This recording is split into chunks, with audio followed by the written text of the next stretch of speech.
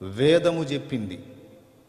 నేను మన సహోదరులను అడుగుతున్నాను, వేదం చెప్పినటువంటి ఈ మహానుభావుడు ఎవరు? యేసు కాదు అన్నాం, ఓకే, మరి ఎవరు అని నేను అడుగుతున్నాను. నేను అంటున్నాను ఈ వ్యక్తి యేసే అని. ఎందుకంటే 33,33,33,333 మంది దేవతలలో ఎవ్వరూ కూడా ఈ విధంగా యజ్ఞమై తిరిగి లేచినటువంటి దేవత కానీ దేవుడు కానీ మరొకరు కనబడరు. హైందవ సాహిత్యం అంతా వెతికి నాకు చూపించండి, నేను తప్పకుండా నేర్చుకుంటాను. నేనేం గర్విష్ఠిని కాదు, నేను మతోన్మాదిని అంతకన్నా కాదు, మత ఛాందసవాదిని కాదు, సత్యప్రేమికుణ్ణి. ఎందుకంటే సత్యం నన్ను స్వతంత్రునిగా చేసింది, అందుకని సత్యం చెప్తున్నాను, సత్యాన్ని నమ్ముకున్నాను. దేవునికి మహిమ కలుగును గాక. హల్లెలూయా. ఇందులో చెప్పబడుతున్నటువంటి ఈ వ్యక్తులు ఎవరు? ఒకడా లేకపోతే అనేకులు అంటే ఒకడే అని నేను సాక్ష్యం ఇచ్చాను. అసలు ఆయన త్యాగం చేయటం ఎందుకు అవసరమైంది, ఆయన ఆహుతి కావటం ఎందుకు అవసరమైందంటే చెప్తా వినండి. ఈ సృష్టి ఏది లేనప్పుడు దేవుడు సృష్టి చేయాలనుకున్నాడట. సృష్టి చేయాలనుకుంటే దేవునికి ఒక ప్రశ్న తారసిల్లింది, నేను నా వంటి వ్యక్తులను తయారు చేస్తాను. నేను తయారు చేసినటువంటి వ్యక్తులు వాళ్ళకి నేను ఇచ్చిన స్వేచ్ఛను బట్టి నాకు వ్యతిరేకమైన కార్యాలు చేసే అవకాశం ఉంది. స్వేచ్ఛనివ్వకుండా నియంతృత్వం చేసి వాళ్ళని కట్టడి చేసుకుంటే నాకు సాటిస్ఫాక్షన్ ఉండదు. ఎందుకంటే నేను ప్రేమ స్వరూపిని కనుక నేను వారికి స్వేచ్ఛనిస్తాను, వారి నుంచి కూడా స్వేచ్ఛాయుతమైన ప్రేమను నేను కోరుకుంటాను. ఉదాహరణకి ఈ అబ్బాయిని ఇక్కడ గన్ను పెట్టి నేను చెప్పిందంతా చేయించుకోవచ్చా లేదా? పెద్దగా చెప్పండి. ఇక్కడ గన్ను పెట్టి నేను చెప్పిన పనులన్నీ చేయించుకోవచ్చా లేదా? చేస్తాడా చేయడా? చెప్పు, చేస్తావా చేయడా? ఎందుకు భయపడి? ఎందుకంటే చంపేస్తాడేమో లేదు. అది ప్రాణభయంతో చెప్పిందల్లా చేస్తాడు, ఏం చెప్తే అది చేస్తాడు కదా. దాన్ని ఏమంటారు అంటే నియంతృత్వం అంటారు, నియంత విధానం అది. నేను చెప్పినవన్నీ చేస్తున్నాడు, కణతం మీద గన్నుంది, ఇతనికి నేనంటే అంత ప్రేమో అని నేను చెప్పుకున్నాను అనుకో, మీకు అది పెద్ద జోకా కాదా? నేను ఏ గన్నులు పెట్టకుండా అతనికి స్వేచ్ఛనిచ్చి అతనికై అతను వచ్చి నన్ను నా మంచితనాన్ని తెలుసుకుని నన్ను ప్రేమించాడు అనుకో, అది నిజమైన ప్రేమ. దేవుడు ఎప్పుడు బలవంత ప్రేమలు ఇష్టపడడు. స్వచ్ఛందంగా ఆయన మంచితనాన్ని తెలుసుకొని మనంతటా మనం ప్రేమించడానికి ఇష్టపడతాడు, కానీ భయపెట్టి గందరగోళం చేసి ప్రేమించమనే సైకో కాదు దేవుడు. ఈ మధ్య కొంతమంది యవనస్తులు ఆడపిల్లల దగ్గరికి వెళ్ళి గొంతు మీద కత్తి పెట్టి లవ్ చేస్తావా లేదా అంటున్నారు. గొంతు మీద కత్తి పెట్టి లవ్ చేస్తావంటే ఏమంటుంది? ఇక మరి పిచ్చోడు లవ్ చేయకపోవటం ఏంట్రా అయినా, నువ్వంటే నాకు చాలా ఇష్టం, నేనే చెబుదాం అనుకుంటున్నాను, నువ్వే చెప్పావు, అసలు నీలాంటి వాడు దొరుకుతాడని నాకు, ముందు కత్తిది బాబు అంటుంది. కత్తి తీసి నాకు ఇంటికి చేరినాక ఇంకోటి కనపడను కూడా కనపడదు. చేసుకో అట్లాంటి వాడిని చేసుకోవాలా? వాడికి ఎప్పుడు కోపం వస్తే అప్పుడు గొంతు మీద కత్తి పెడతాడు. ఇక వాడితో సుఖం ఎక్కడ ఉంటుందండి? కానీ సైకో ప్రేమ, వాడు ప్రేమించకపోతే చంపేస్తున్నాడు. నేను చెప్తున్నాను, దేవుడు అలాంటోడు కాదు. నీకు ఫ్రీడమ్ ఇస్తాడు, నువ్వు ఆయన మంచితనం తెలుసుకొని నీ అంతటా నువ్వు ఆయన్ని ప్రేమించేది ఇష్టపడతాడు. సృష్టికర్త ఆలోచించాడు, నేను దేవదూతలను చేస్తాను, మానవులను చేస్తాను, వాళ్ళకి స్వేచ్ఛనిస్తాను. ఇచ్చిన స్వేచ్ఛను దుర్వినియోగం చేసుకుని ఒకవేళ వాళ్ళు పాపం చేస్తే, అంటే నాకు వ్యతిరేకమైన పనులు చేస్తే, నా చేతులతో నేనే వాళ్ళని శిక్షించాల్సి వచ్చింది కదా. అసలు ఉనికిలో లేని వాళ్ళని తేవటం ఎందుకు? వాళ్ళకి స్వేచ్ఛనివ్వటం ఎందుకు? వాళ్ళు నాకు వ్యతిరేకమైన కార్యాలు చేయటం ఎందుకు? నేనే వాళ్ళని శిక్షించడం ఎందుకు? అసలు చేయకుండా ఉంటే పోలా? కరెక్టా కాదా మీరు చెప్పండి? అలాగని చెప్పని చేయలేదనుకో, ఆ ప్రేమస్వరూపి యొక్క ప్రేమకు అర్థం లేదు, ఆ ప్రేమను పంచుకునే అవకాశం లేదు. పొద్దంతా చాకిరీ చేసి సాయంత్రం ఇంటికి వచ్చేటప్పుడు మా నాన్న కాయలు అవి తీసుకొని వస్తాడు. లేకపోతే నువ్వైనా తమ్ముడు పొద్దంతా చాకిరీ చేసి ఇంటికి పోయేటప్పుడు పిల్లలకి ఏం తీసుకెళ్తావు? కాయలు పళ్ళు తీసుకెళ్తావు కదా. తీసుకెళ్ళి ఇంటికి పోగానే భార్య వస్తుంది, కవర్ తీసుకుంటుంది, పిల్లలు వస్తారు, తల ఒక పండు తీసుకుంటారు. నాన్న తెచ్చాడు అంటే పొద్దున్న నుంచి చేసిన చాయకరంతా మర్చిపోతాడు. వాడు ఇంకోటి తీసుకోరా, ఇంకోటి తీసుకోండి, ఇది తిని ఇంకోటి తింటాను అంటాడు అనుకో. సరే, ఒకడు కడుపాత్ర పిల్లలు ఉంటారు, తెచ్చినోడికి ఒక కాయ కూడా ఉంచరు. కొంతమంది పిల్లలేమో కాయలు తెచ్చిన దానికి ముద్దు పెడతారు. ఒకడు ఉంటాడు దుండగుడు, ఒక చూపు చూస్తాడు, ఆ కవర్కి వెళ్ళి దాన్ని లాక్కుంటాడు. ఇంకేమన్నా తెచ్చావా అంటాడు. ఇది తినరా అంటే ఇయ్యనా అని పోతాడు. వీడు ఒక దుండగుడు. పిల్లలు ఎట్టంటి వాళ్ళు కూడా ఉంటారు. సరే, వాడు ఎట్టపోయినా సరే పిల్ల జల్ల అంటూ ఉంటే, లేదా భార్య లేకపోతే తల్లి తండ్రి ఏదో ఒక ఆదరణ, ఏదో పలకరించుకోవడానికి, ప్రేమ పంచుకోవడానికి ఓ వ్యక్తి అంటూ ఉంటే బజార్ నుంచి కాయలు వస్తాయి. లేకపోతే అసలు ఎక్కడికి తీసుకెళ్ళాలి, ఎవరికి తీసుకెళ్ళాలి, తన ప్రేమను ఎవరికి పంచాలి, ఎదుటి ప్రేమను ఎలా ఆస్వాదించాలి, అవకాశమే లేదు కదా. తన ప్రేమని పంచుటకు, ఎదుటి వాళ్ళ ప్రేమను పొందుటకు పరమాత్మ కోరుకున్నాడు. అందుకే సృష్టి చేయాలనుకున్నాడు. అయితే ఈ చిక్కు సమస్య వచ్చింది ఏంటంటే, ఖచ్చితంగా మనం పాపం చేస్తామని ముందే తెలుసు ఆయనకి. ఇప్పుడు చేయాలా వద్దా అంటే ఒక ఆలోచన చేశాడు. అప్పుడే నేను బిడ్డల్ని సృష్టిస్తాను, ఒకవేళ వాళ్ళు నాకు వ్యతిరేకంగా పాపం చేస్తే ఆ పాపానికి వచ్చే ప్రతిఫలం ఏదైనా ఉంటే ధర్మశాస్త్రం ప్రకారం అది నా బిడ్డల పక్షంగా నేనే నా మీద వేసుకొని భరిస్తాను.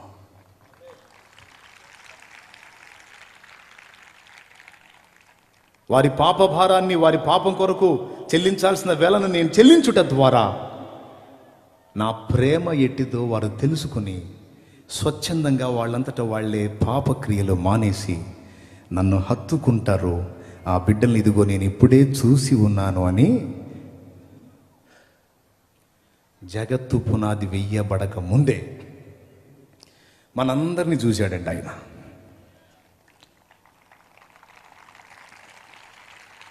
షాలేమును చూశాడు అప్పుడే, కిరణ్ చూశాడు అప్పుడే, సాల్మాన్ చూశాడు అప్పుడే. నేను ఇలాగ చేస్తే సాల్మాన్ రక్షించబడతాడు, దావీదు రక్షించబడతాడు, శామ్యూయల్ నన్ను ప్రేమిస్తాడు, డానియల్ నన్ను ప్రేమిస్తాడు, షాలోమ్ నన్ను ప్రేమిస్తాడు, మిఖాయల్ నన్ను ప్రేమిస్తాడు, శ్రీను నన్ను ప్రేమిస్తాడు, తిమోతి నన్ను ప్రేమిస్తాడు. వీళ్ళంతా నా ప్రేమను గుర్తెరిగి స్వచ్ఛందంగా తమంతట తామే నా వైపు తిరుగుతారు. నా త్యాగం వాళ్ళకు అర్థమయ్యి వాళ్ళు నా వైపు తిరగటం, ఇదిగో వాళ్ళను సృష్టింపక మునిపే వాళ్ళని నేను చూసి ఉన్నానని మనందరినీ చూసి మన కోసం చేశాడు ఇదంతా. ఇప్పుడు కొట్టు.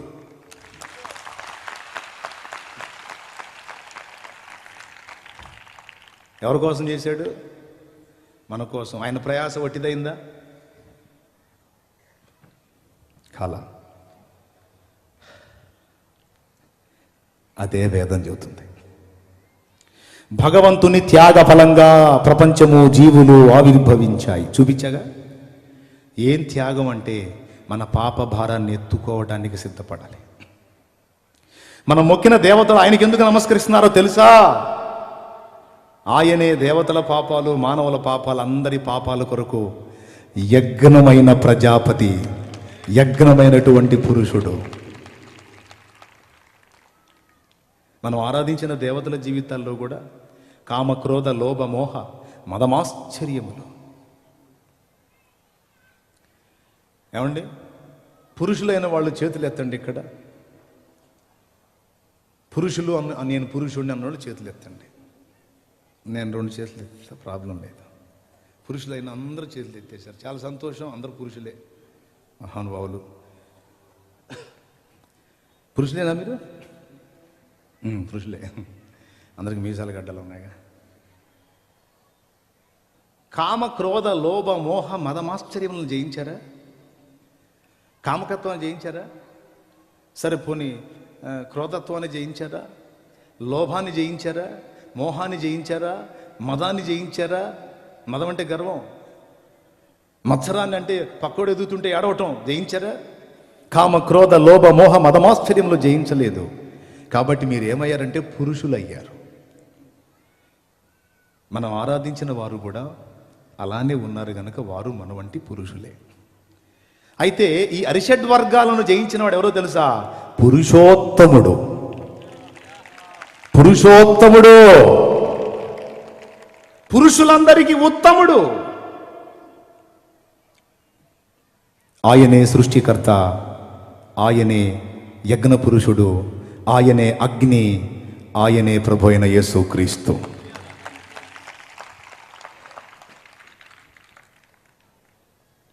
ఒకవేళ నేను చెప్తుంది ఇది సత్యం కాదు అని ఎవరైనా హైందవ సోదరులు అంటే నేనేమనను, మరి ఇందులో చెప్పబడినటువంటి ఈ వ్యక్తి ఎవరో నాకు కొంచెం ఒక పుస్తకం రాసిస్తే నేను చదువుకొని నేను వాటిని పంచుతా.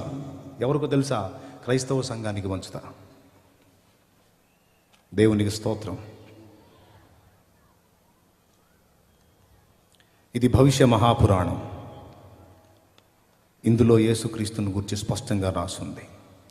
ఇప్పుడు దాకా వేద సాక్ష్యం చెప్పాను, ఇప్పుడు పురాణ సాక్ష్యం, భవిష్య పురాణం. అది భవిష్య పురాణం.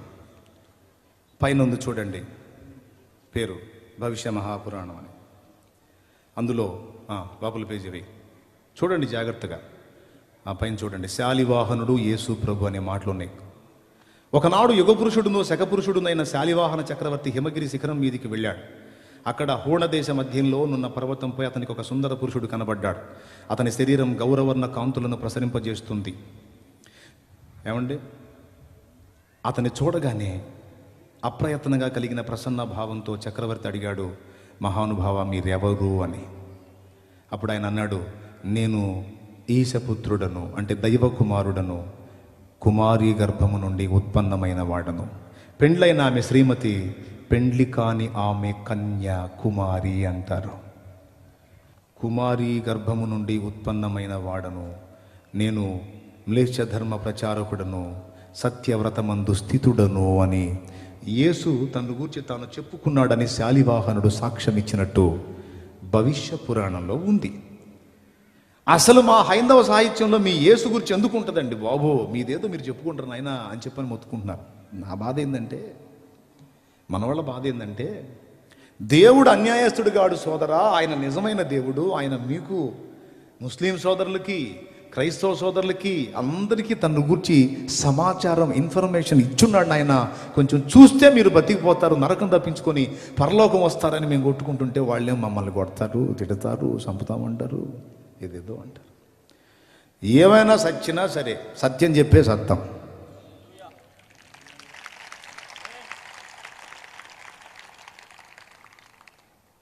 Praise the lord. సరే, పక్కన పెడదాం. మహానుభావులు, ఇది ప్రాచీన భారతదేశ చరిత్ర. దామోదర ధర్మానంద కోశంబి గారు రాసినటువంటిది. ఇందులో పేజీ తిప్పితే మీకు చూపిస్తాడు. అందులో యజ్ఞంలో ఎక్కువగా పశువుల బలులను ఇచ్చేవారని కూడా ఆనాడు వేద ఋషులు అట్లా చేశారని చెప్పని చరిత్ర చెప్తుంది.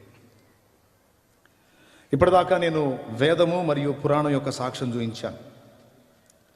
ఇప్పుడు మీకు యేసును గురించి మహానుభావులు ఏమని చెప్పారో చూపిస్తాను, చూడండి.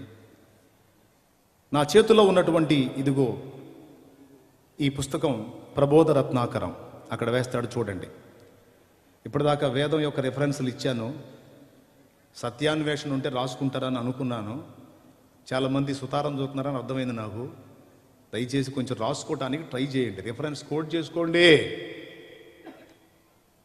చూడండి, ప్రబోధ రత్నాకరం. అదిగో స్వామి వివేకానంద గారి యొక్క ప్రబోధాలు అందులో ఉన్నాయి. ఆ మహానుభావుడు యేసుని గురించి ఏం సాక్ష్యం ఇచ్చాడో చూడండి.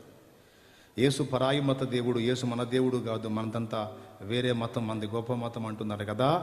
ఆ సంగతి స్వామి వివేకానందుడికి తెలియదా? ఆయన అంటున్నాడు, ప్రబోధ రత్నాకరం మొదటి పేజీలోనే ఈ మాట రాస్తుంది చూడండి. ఆదిలో శబ్దం ఉండింది, అది దేవుని వద్ద నుండింది, అది శబ్దమే దేవుడు. కాబట్టి హైందవులు దీన్ని బ్రహ్మస్వరూపమని, మాయా అని చెబుతారు. చూడండి, బ్రహ్మాన్నో మనం తెలుసుకోలేము, పరమపితను మనం జాలము, పరమపుత్రుని మాత్రమే తెలుసుకోగలం. మానవ రూపంలోనే క్రైస్తవ మూలంగా మాత్రమే బ్రహ్మాన్ని గాంచగలమని చెప్పని అందులో ఉంది. ఒకసారి చూడండి నేను చెప్పింది అందులో ఉందో లేదో. ఎందుకంటే ఇవన్నీ చెబుతారండి, కల్లబొల్లి మాటలు అవన్నీ ఉన్నాయంటావా అంటారు. ఇదిగో బాబు సాక్ష్యం. మహానుభావులు, సంఘ సంస్కర్తలు వారిచ్చిన స్టేట్మెంట్ యేసును గురించి, పరమ పితను మనం చేరాలి అంటే పరమపుత్రుని ద్వారానే, మానవ రూపంలో క్రీస్తు ద్వారా మాత్రమే బ్రహ్మాన్ని గాంచగలం. అంటే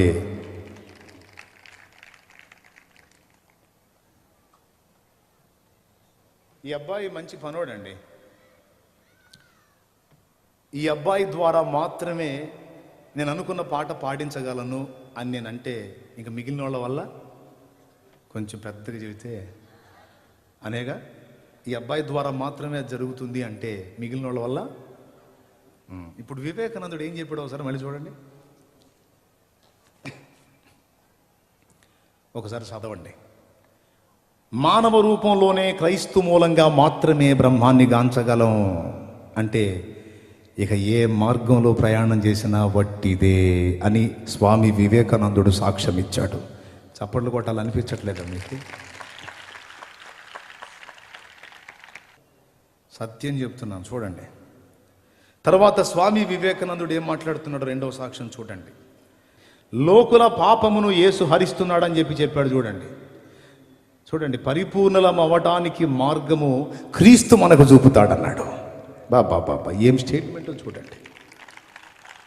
నువ్వు సంపూర్ణ దైవత్వాన్ని స్వతంత్రించుకోవాలంటే ఆ రూట్ యేసు మాత్రమే చూపిస్తాడు. ఇక ఏ విధంగా తిప్పలు పడ్డా ఒట్టిదే అంటున్నాడు. ఉంది చూడండి. మూడవ మాట, ఫస్ట్ మాట చెప్పాడు యేసు ద్వారా మాత్రమే మనం సృష్టికర్తను గాంచగలం. రెండోది చెప్పాడు యేసు లోకుల పాపాన్ని హరిస్తున్నాడు. మూడోది చెప్తున్నాడు ఆయనలో ఎలాంటి అపరిపూర్ణత లేదు, ఆయన అన్నిటినీ జయించినవాడు, పరిపూర్ణ పరిశుద్ధుడు అని నజరేయుడగు యేసును గురించి మహానుభావుడు స్వామి వివేకానందుల వారు ఎలుగెత్తిచ్చిన సాక్ష్యం అది. నేనేదో నా నోటి మాటలు చెప్తే తప్పు అవుతుంది. నేను కోరుకుంటున్నది ఏంటంటే, నా సహోదరి సహోదరులు అందరూ హైందవులు మంచోళ్లే, ముస్లింలు మంచోళ్లే. దేవుడు క్రైస్తవులకే స్పెషల్ కాదు. అపోస్తల కార్యం 10వ అధ్యాయం 34వ వచనం ఇలాగుంది, చదువు ఒక్కసారి. దేవుడు పక్షపాతి కాడు అని నిజంగా గ్రహించాను. ప్రతి జనములోను చూడండి, హిందువు కావచ్చు, ముస్లిం కావచ్చు, క్రైస్తవుడు కావచ్చు, బౌద్ధుడు కావచ్చు, అరబ్బు కావచ్చు, ఎవరైనా కావచ్చు, ప్రతి జనములోనూ ఆయనకు భయపడి నీతిగా నడుచుకుని వారిని ఆయన అంగీకరించును. లేరా వేరే మతాలలో నీతిమంతులు, లేరా వేరే మతాలలో సత్యాన్వేషకులు? వేద ఋషులు క్రీస్తు పూర్వం 2000 ఏండ్ల నాడు, అంటే దాదాపు 4000 సంవత్సరాల క్రితం ఆ మహానుభావులు చెట్ల కింద పుట్టల మొలిచిన దాకా తపస్సులు చేసి ప్రత్యక్షతలు పొందుకొని ఆ మహానుభావుని కూర్చున్న కొన్ని నిరూపణలు, కొన్ని పోలికలు, అప్పటికి యేసు నామం బయలుపరచబడలేదు గనుక ఆ యేసును కూర్చున్న కొన్ని పోలికలు ఇందులో ఉన్నాయని చూపిస్తున్నారు. వారికి ఎవరు చెప్పారు ఈ సంగతి? రక్తం చిందించకుండా పాపక్షమాపణ కలగదన్న సంగతి వాళ్ళకి ఎవరు చెప్పారు? పరమాత్మయే బయలుపరిచి ఉండాలి, లేదా వారి పితరులైనా చెప్పుండాలి. అందుకే వారి సత్యాన్ని గ్రంథంలో తెలియజేశారు. నేను చెప్తుంది ఏంటంటే, నేను మతం మారలేదండి, నేను అంతవరకు చేసినటువంటి దేవీ దేవతలను కూడా నేను తిట్టట్లా. వాళ్ళు ఎవరో తెలుసుకున్న వాళ్ళు 33,33,33,333 మంది దేవతలు. వాళ్ళంతా కూడా అరిషడ్ వర్గాలకు బానిసలు అయిపోయారు. నీలాంటి నాలాంటి సాధారణ వ్యక్తులని నాకు అర్థమైంది. వీళ్ళందరూ కలిసి ఎవరిని అర్చిస్తున్నారో, ఎవరిని ఆరాధిస్తున్నారో ఆ అగ్నిని ఇప్పుడు నేను పట్టుకున్నాను. ఇది వాస్తవం. ఎవిడెన్స్ చూయించి మాట్లాడాను. సత్యం చూపించకుండా మాట్లాడితే నేను అబద్ధీకుడిని అవుతాను. ఆ అవసరం నాకు లేదు. స్వామి వివేకానందుల వారు మహానుభావుడు జీవిత చరిత్ర ఏమన్నాడో తెలుసా? అదిగో అది చరిత్ర. ఆ పుస్తకంలో చెప్తున్నాడు మహానుభావుడు ఎంత బంగారు మాట అన్నాడో చూడండి. సంఘ సంస్కర్తలు జ్ఞానుల మాట యేసును గురించి, ఈయనెవరండి, ఈయన క్రైస్తవుడా అన్యుడా లేకపోతే ఎవరండి ఈయన? మన భారతీయుడు, మన భారతదేశ ఔన్నత్యాన్ని ప్రపంచ దేశాలకు చాటి చెప్పిన ఘనుడు స్వామి వివేకానందుల వారు. ఆయన ఒరిజినల్ హిందూ. కానీ ఏమని మాట్లాడుతున్నాడో తెలుసా? అది మనస్తత్వం, వ్యక్తిత్వం అంటే. ఆనాడు యేసు పాదాలు పాపాత్మురాలైన స్త్రీ తన కన్నీళ్లతో కడిగింది. ఒకవేళ యేసు ఉన్న టైములో, ఆయన భూమి మీద మానవ శరీరంతో ఉన్న టైములో నేను ఆయన ఉన్న ప్రాంతంలో ఉంటే కన్నీటితో కాదు, నా హృదయ రుధిరంతో కదా కడిగి ఉండేవాడిని అన్నాడట. నా గుండెలోని రక్తముతో కడిగేవాడిని అన్నాడట. రామకృష్ణ పరమహంస అనే మహానుభావుడు, వివేకానందుల వారి గురువు, ఆయన కూడా బైబిల్ చదివించుకుని బైబిల్లో ఉన్నటువంటి యేసు సాక్షాత్కారం పొందినట్టు ఇదిగో నేను చూపిస్తున్నాను చూడండి. స్వామి వివేకానంద యొక్క గురువు గారు రామకృష్ణ పరమహంస రెడీ చేసినది చూడండి, చూపిస్తున్నాడు. ఆ పేజీ నెంబర్ రాసుకోండి. యేసు ప్రభుని గురించి ఏం చెప్పారో అందులో రాసుంది. తర్వాత ముస్లిం సోదరులు ఆరాధ్య గ్రంథంగా భావిస్తున్నటువంటి ఖురాన్ షరీఫ్ను గురించి కూడా పరిశోధన చేశాను.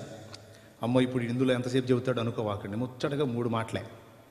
ఇప్పటిదాకా నేను వేద ఋషులు ఏం చెప్పారు, తర్వాత సంఘ సంస్కర్తలు ఏం చెప్పారు అనే సంగతిని మీకు చూయించాను.